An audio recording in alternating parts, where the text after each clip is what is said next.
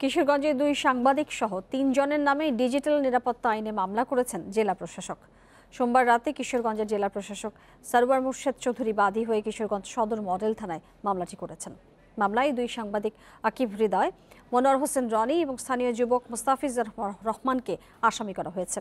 Facebook লাইভে আদালতের এখতিয়ার নিয়ে প্রশ্ন তোলা, জেলা প্রশাসকের বিরুদ্ধে বাজে মন্তব্য, নির্বাহী ম্যাজিস্ট্রেটদের নিয়ে মিথ্যাচারের অভিযোগে তিনি এই মামলা করেছেন।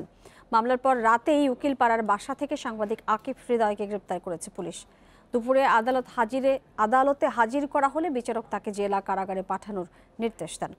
মামলায় আকিবের বিরুদ্ধে নির্বাহী ম্যাজিস্ট্রেটদের গালিগালাজ এবং দেখে নেয়ার হুমকি দেওয়ার অভিযোগ করা হয়।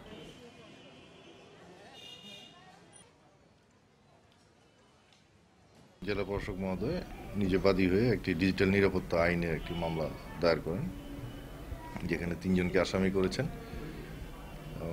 সাক্ষ্য প্রমাণের ভিত্তিতে এই মামলা সংক্রান্ত একজনকে গ্রেফতার করা হয় এবং